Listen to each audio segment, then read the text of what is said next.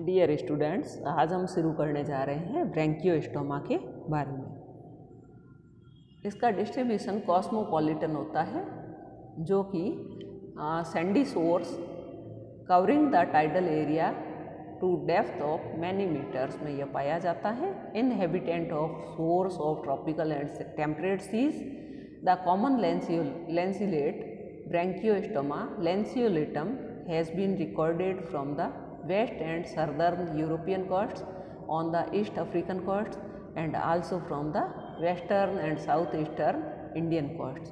तो इस प्रकार से ये मिट्टी में धंसा हुआ रहता है कि इसका अग्र सिरा जो है वो मिट्टी से बाहर की तरफ निकला हुआ होता है, जैसा कि चित्र में बताया गया है। इसके अग्र सिरे पर ऑरल हुड पाया जाता है, जिसके ऊपर टेंटाकल्स पाए जाते हैं। नीचे इसका माउथ होता है, जो कि ऑरल हुड के अंदर छुपा हुआ रहता है। फेरेंजियल गिल स्लिट्स पाए जाते हैं। Notochord and dorsal hollow nerve cord पाए जाते हैं, जो कि कॉर्डेट करेक्टर्स हैं। एट्रियम पाया जाता है, और जो कि बाहर की तरफ एट्रियोपोर की सहायता से खुलता है। इसमें सेगमेंटल मसल्स पाई जाती है, और पीछे की तरफ जो है टेल उपस्थित है, जहाँ पर कॉडल फिन उपस्थित है। Live both in marine and estuarine habitats, यह समुद्री जल में भी रहता है और संगम वेला में भी रहता है। संगम वेला या एस्चुरी, जहाँ पर नदी का पानी आकर के समुद्र के साथ में मिलता है, तो कुछ क्षेत्र में पानी जो है वो उसकी क्वालिटी न तो समुद्र के समान होती है, न ही उसकी नदी के समान होती है, वरन इन दोनों के बीच की होती है, और इस स्थान को एस्चुरी कहते हैं या वेला संगम कहते हैं। It is commonly found in the sandy shores. It lives in dilute sea water between 15.4% to 33.1% salinities। तो यह ऐसे समुद्री जल में रहता है जिसकी की लवणता 15.4% से लेकर 33.1% होती है। डिफरेंट स्पीसीज में show different degrees of tolerance to salinity changes. इसकी विभिन्न प्रजातियां जो हैं वो लवणता के प्रति अलग अलग सहनशीलता दर्शाती है। Lanceolatum is mostly marine in its distribution and stenohaline. तो लैंसियोलेटम जो है वो ज़्यादातर समुद्री जल में रहता है और स्टिनोहेलाइन होता है। स्टिनोहेलाइन का मतलब है कि यह लवणता के कम परास के प्रति ही संवेदनशील रहता है या सीमित रहता है। The limits of salinity tolerance in sea water are 34%, जबकि समुद्र की जो लवणता परास है वो 34% होता है, जबकि लैंसियोलेटम जो है वो स्टिनोहेलाइन है, यानी कि यह समुद्र में होने वाली जो लवणता है उसके कम परास के प्रति ही सीमित रहता है। लीड्स ए ड्वेल लाइफ, दोहरा जीवन जीता है। एक तो सेडेंट्री एनिमल के रूप में रहता है, यानी कि एक जगह पर स्थिर जंतु के रूप में रहता है। Aldous it can swim actively in water, यद्यपि यह पानी में सक्रिय रूप से तैर सकता है। It swim vertically in water, can swim in water like a fish. Swimming is done by A wave of contraction originating from the anterior end of the body and passing down the longitudinal muscles. तो इसमें swimming जो है वो एक contraction लहर के द्वारा होती है, जो कि इसके अग्र सिरे से शुरू होती है और इसकी अनुदैर्ध्य पेशियों में से होकर के गुजरती है। तो कॉन्ट्रैक्शन वेव के द्वारा स्विमिंग की जाती है। During this process each myotomes contract after it's anterior one. तो इसकी जो मायोटोम्स है या इसकी जो मसल्स है उसमें कॉन्ट्रैक्शन की लहर जो है एक के बाद एक कॉन्ट्रैक्ट होती है, इस प्रकार से होती है। The wave of contraction passes alternately along the left and right sides of the body। तो इसमें लेफ़्ट साइड, बॉडी की जो लेफ़्ट साइड है उसमें कॉन्ट्रैक्शन की लेयर गुजरेगी, फिर इसके राइट साइड में कॉन्ट्रैक्शन की लेयर गुजरेगी, या इसके राइट साइड में मसल्स में कॉन्ट्रैक्शन की लेयर गुजरेगी, फिर इसके लेफ़्ट साइड में मसल्स में कॉन्ट्रैक्शन की लेयर गुजरेगी। Such waves produce a side to side bending of the body for forward propulsion. तो इस प्रकार से वेव्स के उत्पन्न होने के कारण इसका शरीर जो है वो साइड टू साइड बेंडिंग होती है। पहले जैसे लहर लेफ्ट साइड से गुजरी तो उधर की साइड इसकी नीचे की तरफ झुकेगी, फिर राइट साइड से गुजरी तो उधर बॉडी जो है नीचे की तरफ झुकेगा। तो इस प्रकार से शरीर को आगे की तरफ धकेला जाता है। The animal swim spirally about its axis, यह अपने अक्ष पर वर्तुल स्विमिंग भी कर सकता है, जिसमें notochord with its limited elasticity can acts as lever upon which the muscles work. तो इसमें इसका नोटोकॉर्ड जो होता है जिसमें सीमित इलास्टिसिटी पाई जाती है, जो कि लीवर के समान काम करता है और मसल वर्क्स के ऊपर, पेशीय वर्क के ऊपर करता है। Notochord also resist shortening of the body during muscular contraction. तो नोटोकॉर्ड जो है वो शरीर के लंबाई को कम करता है मस्कुलर कॉन्ट्रैक्शन के समय। Fins do not play any role during swimming. It burrows in the sand but remains always at a small depth. ये मिट्टी में धंसा हुआ रहता है लेकिन बहुत कम गहराई तक धंसा हुआ रहता है।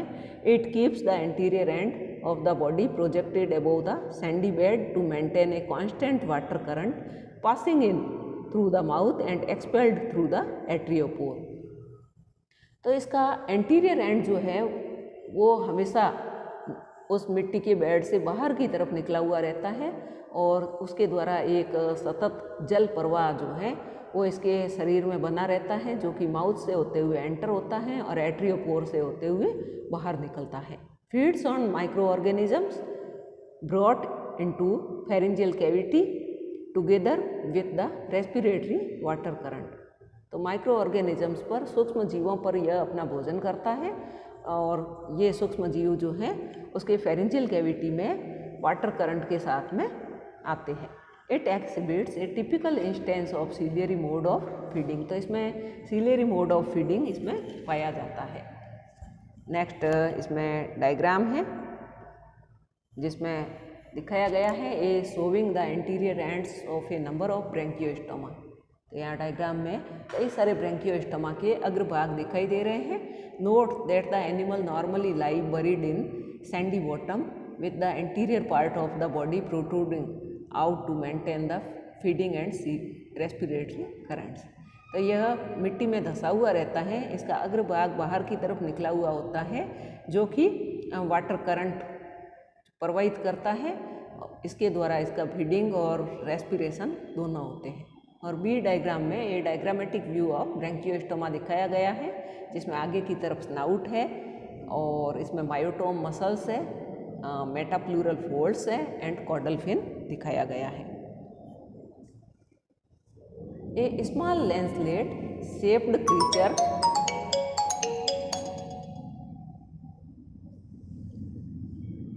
with sharply pointed anterior and posterior ends. Length of animal varies from 5 to 8 centimeter.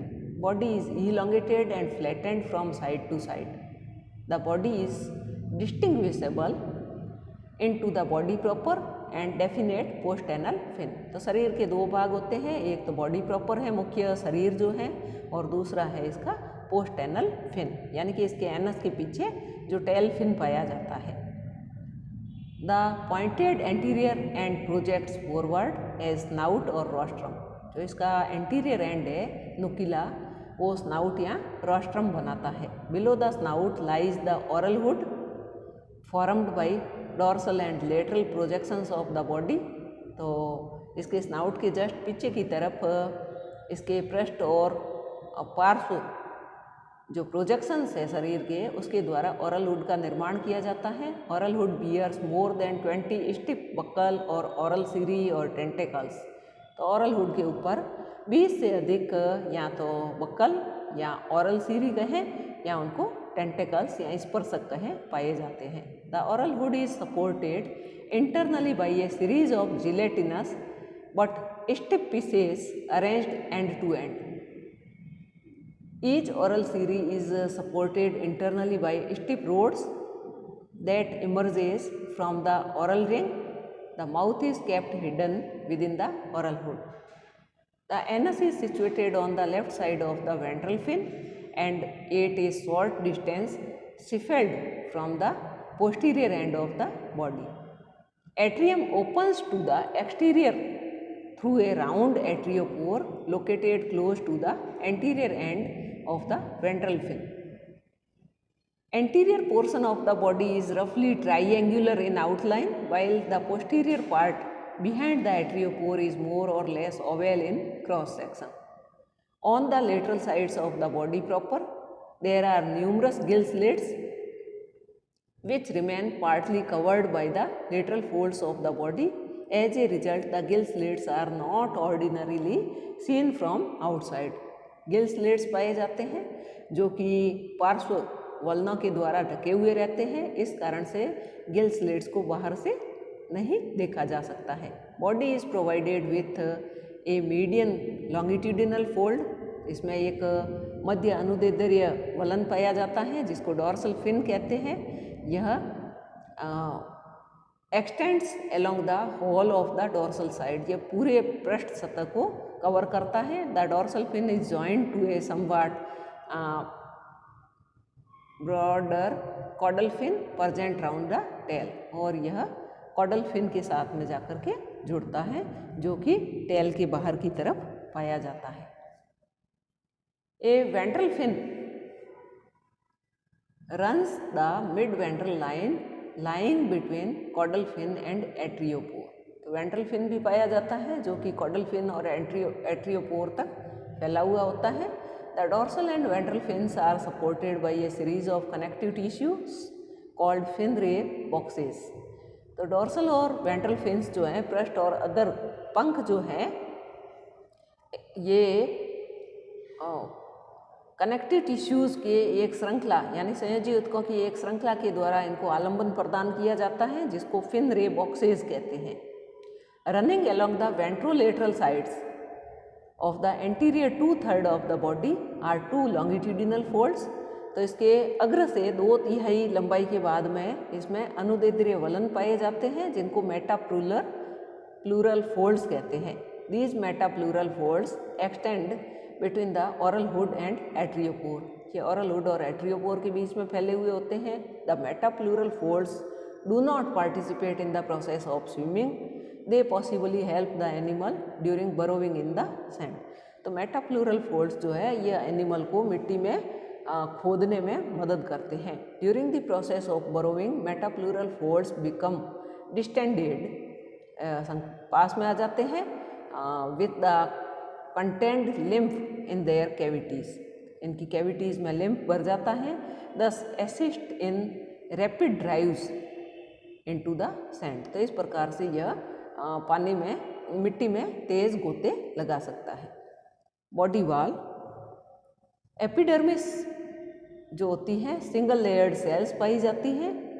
Epithelial cells जो स्तंभाकार प्रकार की होती है, ये सेल्स इसके परिवर्धन की शुरुआती अवस्था में पक्षमा भी होती हैं, लेकिन एडल्ट अवस्था में इन सेल्स की जो सतह है वो उस पर क्यूटिकल पाई जाती है। एपिथेलियल लेयर जो है उसमें जो कोशिकाएं पाई जाती है, उपकला की जो कोशिकाएं पाई जाती हैं उनमें संवेदी रोम पाए जाते हैं, लेकिन ग्रंथिल कोशिकाएं और वर्णक कोशिकाएं अनुपस्थित होती हैं। एपिडर्मिस की जस्ट नीचे की तरफ 2 परतें पाई जाती हैं, क्यूटिस और सब क्यूटिस। ये दोनों परतें जो हैं कुछ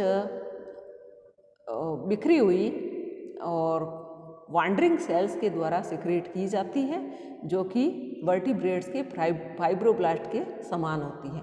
क्यूटिस जो होती हैं वो फाइबर्स या रेशों से बनी होती हैं, और सब क्यूटिस जो होती हैं वो जिलेटिनस मैट्रिक्स से बनी हुई होती हैं जिसमें फाइबर्स उपस्थित होते हैं। इसमें कैनाल्स का एक तंत्र पाया जाता है जो कि क्यूटिस और सब क्यूटिस दोनों के आर पार पाया जाता है।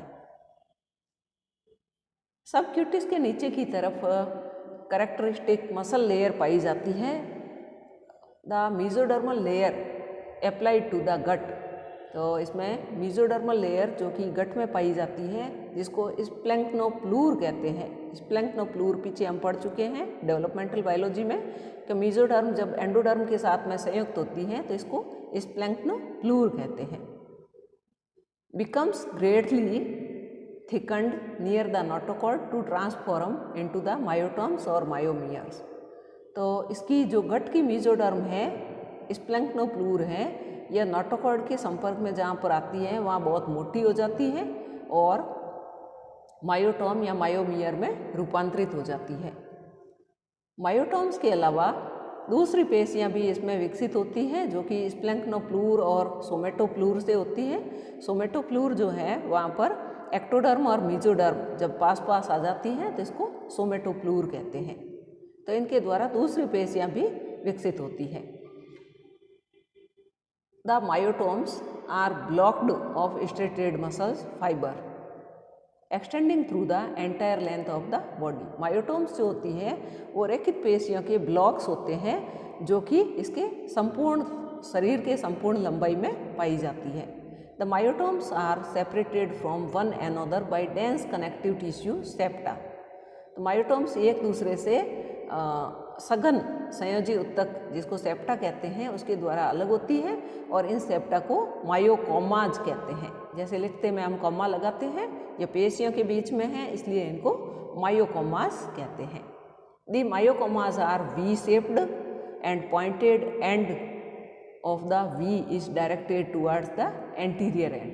तो वी के आकार के होते हैं और इसका वी का जो पॉइंटेड एंड है, नुकीला सिरा जो है वो एंटीरियर एंड की तरफ डायरेक्टेड रहता है। Although the myocomas are V-shaped, the muscle fibers composing the myotomes run straight, that is arranged longitudinal। तो ये जो मसल फाइबर्स होते हैं या मायोटोम्स होते हैं ये अनुदैर्ध्य रूप से अरेंज होते हैं। Each muscle fiber is attached to two successive myocomas। तो प्रत्येक जो मसल फाइबर है यह दो मायोकोमास से जुड़ा हुआ होता है। The myotomes are so arranged that the body can be twisted sidewise with considerable rapidity। तो इसकी मायोटोम्स इस प्रकार से व्यवस्थित होती है कि इसका शरीर जो है वो ट्विस्ट हो सकता है साइडवाइज यानी किनारों से बहुत ही तेजी से। The myotomes on the two sides of the body alternate with one another। Such an arrangement of myotomes helps lateral undulation of the body during locomotion। तो इस प्रकार का जो मायोटोम्स की व्यवस्था है यह इसके पार्श्वत गति, शरीर के पार्श्वत गति को जो कि इसके गमन के समय आवश्यक होती है में मदद करता है। There are about 60 pairs of myotomes in Branchiostoma. तो ब्रैंकियोस्टोमा में मायोटोम्स के 60 जोड़े पाए जाते हैं। The most significant point in the muscular system is the great thickness of the musculature of the dorsal body wall. तो डॉर्सल बॉडी वाल की जो पेशियां हैं उनमें अत्यधिक मोटाई पाई जाती है। In non chordates the muscle layer is of almost uniform thickness surrounding the coelom. Non chordates में जो पेशीय परत होती है इसकी मोटाई जो है वो एक समान होती है जो कि सीलोम को कवर करती है। अगला है इसका बॉडी वाल का डायग्राम दिखाया गया है जिसमें कि ऊपर की तरफ एपिडर्मिस है जिसमें स्तंभाकार कोशिकाएं हैं और इसके जस्ट नीचे की तरफ क्यूटिस और सब क्यूटिस है और सब क्यूटिस से नीचे की तरफ इसमें मस्कुलर लेयर है। Thank you.